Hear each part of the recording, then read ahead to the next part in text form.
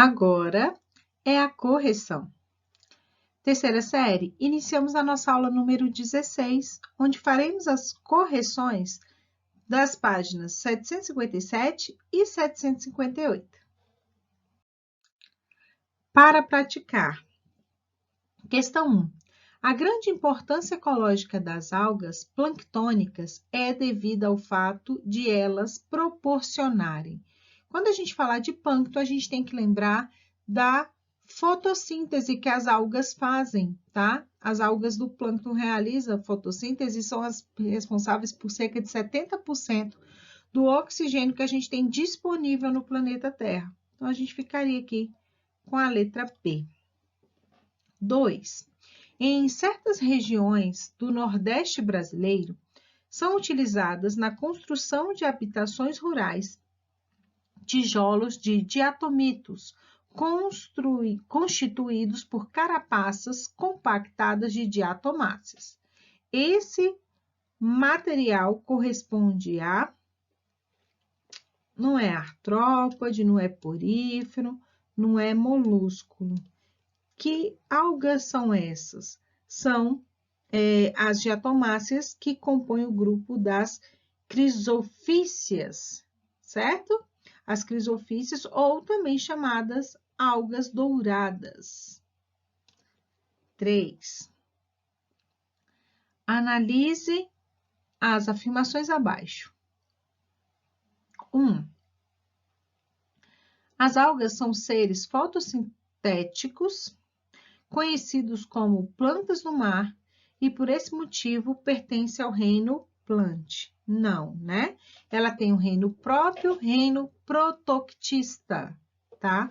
Então, esse item não é verdadeiro, ele é falso.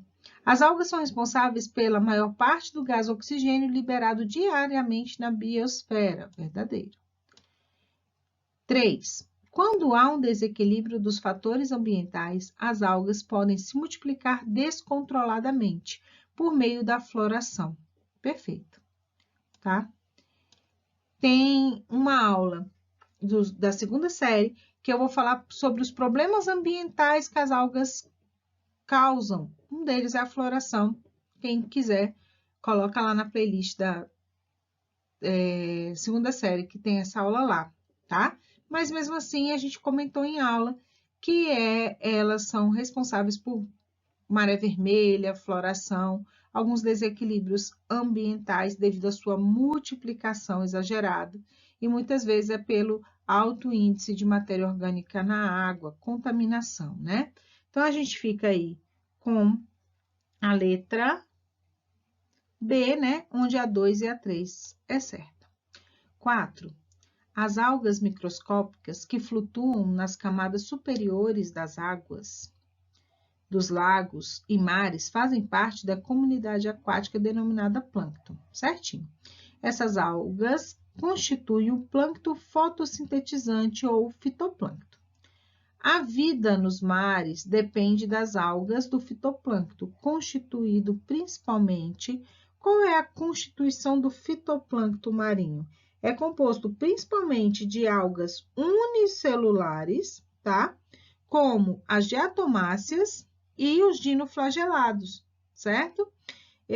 Que vão constituir aí a base da cadeia alimentar nesses ambientes. Então, a gente fica aí com a letra B, onde tem os principais representantes do fitoplâncton. 5. Os líquens da Antártica constituem a principal fonte de alimento para renas e caribus. Sabem o que é caribus? Quem não sabe, pesquisa aí na internet e coloca aqui nos comentários. Vamos interagir nessa aula. Durante o inverno. Então, os caribus e as renas se alimentam dos líquens da tundra ártica. As substâncias orgânicas do alimento deste animal, portanto, são primariamente produzidas por um dos organismos componentes do líquen. Qual é esse organismo e que processo ele utiliza para produzir substâncias orgânicas? Vamos lembrar o seguinte, para ser produtor de uma cadeia alimentar, tem que fazer fotossíntese. Líquen é uma associação entre fungos e algas, certo? E quem produz a matéria orgânica nessa associação? Quem produz a matéria orgânica é a alga, a que faz fotossíntese, certo? O fungo, ele vai oferecer para a alga proteção, né? Água, para que ela não se desidrate no ambiente. Então, por mais que a alga pode conseguir viver sem estar associada com o fungo, nessa associação é benéfica, aumenta o nicho ecológico da alga. Ela vai colonizar ambientes que para ela seria impossível sem estar associada, pois ela é dependente de água. E o fungo recebe dela aí a matéria orgânica. Então, a produção de alimento numa cadeia alimentar é feita pela espécie autótrofa, tá? Ou seja, pode ser uma alga, pode ser uma cianobactéria, como está aí na letra E, mas por que na E está errado? Porque não é realizando quimiossíntese, né? Nesse caso, é realizando a fotossíntese. Entendido? Então, quando eu falo fungo, não pode ser, porque ele é heterotrófico, ele não realiza fotossíntese, o protozoário também é heterotrófico. Só a alga é possível realizando fotossíntese. A cianobactéria também seria possível, mas teria que estar realizando fotossíntese, tá? Vamos lá, 6. As macroalgas do gênero Sargasso são amplamente conhecidas nos mares tropicais e temperados quentes, não só por colonizarem os fundos rochosos, mas também por formar o chamado mares de sargaço, que navegam em correntes marinhas até encalhar nos continentes e ilhas. Tal fenômeno foi observado ano passado no arquipélago de Fernando de Noronha. Olha a foto, vídeo e foto. Essas espécies precisaram se adaptar ao meio flutuante, mudando seu tipo de reprodução. Então, tá aí. Fernando de Noronha aqui, né? Noronhense, né? Dos famosos. E aqui, esse fenômeno chamado mares de sargaço, né? Um monte de alga aí no mar de Fernando de Noronha. Sobre os mares de sargaço, assinale a alternativa que indica o tipo de reprodução predominante dessa alga. Olha, as algas do gênero sargasso vão se reproduzir por fragmentação. Fragmentação é a reprodução predominante. Quando eu digo predominante, eu estou dizendo que ela pode se reproduzir de uma outra maneira também. De qual maneira? Reprodução sexuada, com troca de gametas. 7. Considere as afirmações a seguir sobre os grupos das algas e dos líquens. 1. As algas planctônicas, dos plânctons marinha, constituem a principal fonte alimentar para a maioria dos animais que habitam as águas profundas. Está errado? Porque as algas planctônicas, dos plânctons, elas ficam na superfície das águas e não em águas profundas, tá? E elas vão alimentar ali os crustáceos, tá? As larvas, tá? Pequenos crustáceos, os seres que compõem o zooplâncton. O fitoplâncton é responsável por grande parte do oxigênio produzido, de novo, né? Verdadeiro. As algas e os líquens podem ser excelentes bioindicadores, perfeito, de qualidade. As águas da água e os líquens do ar, verdadeiro. A gente fica, então, com a alternativa E. 8. As algas unicelulares, apesar de microscópicas, são fundamentais para o ecossistema marinho, sendo os principais produtores desse ambiente. Suponha que uma doença viral elimine todas as algas do planeta. Descreva as possíveis consequências da extinção desses organismos para o ambiente marinho e para os seres humanos. Se eu estou dizendo que as algas são as produtoras, eu estou dizendo que ela é a base da cadeia alimentar dos mares, marinha, e dos oceanos. E uma vez que você destrói a base da cadeia alimentar, você vai afetar todos os outros, consumidor primário, consumidor secundário. Então, você vai afetar toda uma cadeia alimentar que depende dessa alga. Além disso, a gente vai ter uma redução do oxigênio atmosférico, né?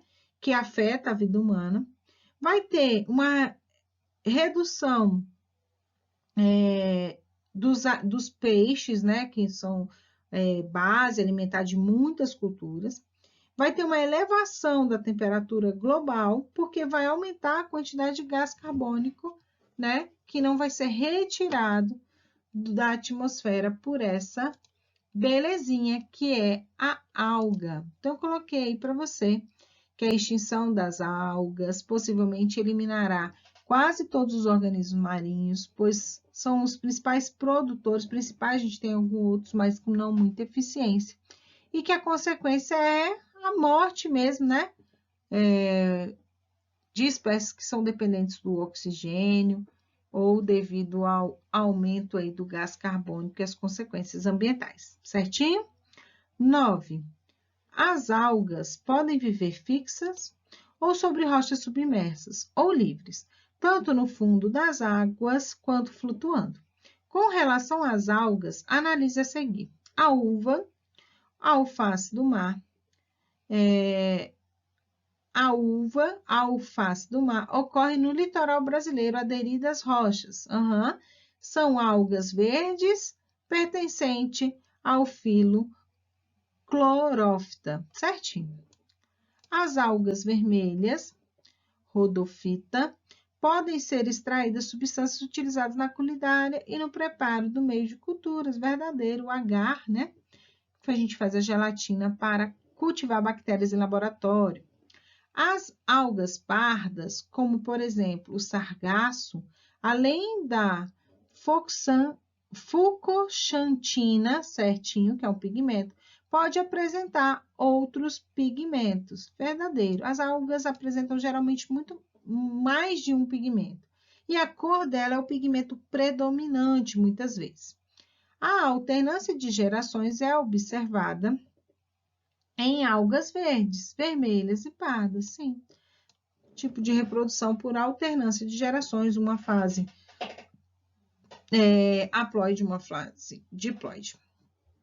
As diatomáceas são algas rodofícias, das quais se extrai o agar. Não, né? A gente acabou de falar que de quem a gente retira aí o agar, né? As algas vermelhas e não as diatomáceas, ok? As diatomáceas, elas são crisofícias, né? E ela compõe lá o plâncton e não o bentons. Ok? Falsa.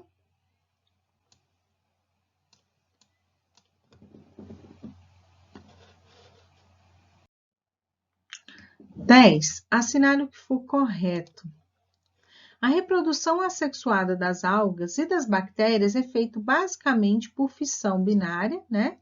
Cisparidade e esporos. É verdadeiro. As algas e as cianobactérias apresentam clorofila, por isso são organismos autotróficos. Correto, tá? Clorofila é a substância que permite a realização da fotossíntese. 4. Micorrizas são associações entre fungos e raízes de plantas terrestres, ok, que aumentam a capacidade de absorção de sais minerais pelas plantas. Correto. Micorriza é isso mesmo. 8. Cogumelos e leveduras são fotossintetizantes? Não. Cogumelo e levedura é fungo. E o reino fungi são seres heterotróficos. Então, essa questão está errada. Eles não são capazes de produzir seu próprio alimento. Eles não fazem fotossíntese. 16. Os líquens, organismos pioneiros na sucessão ecológica, ok, são resultantes da associação entre algas e fungos. Perfeito. Essa relação é mutualismo, sim, os dois saem ganhando, o benefício é mútuo, questão correta. Então, a gente tem que somar aí 16, 4, 2 e 1, dando aí uma soma de 23. É isto, meu povo, é isto, é. Então, eu finalizo com vocês por aqui. Não esqueçam de deixar o nome e as iniciais do sobrenome para a gente computar a presença de vocês. Continuo com saudade de vocês, apesar que hoje eu estou gravando essa aula, a gente teve uma live, e foi legal, né? Dá para matar um pouco aí a saudade. Estudem, tá chegando o final de semana, descansem e semana que vem venham com gás total para o conteúdo novo, ok? Um beijo e até mais!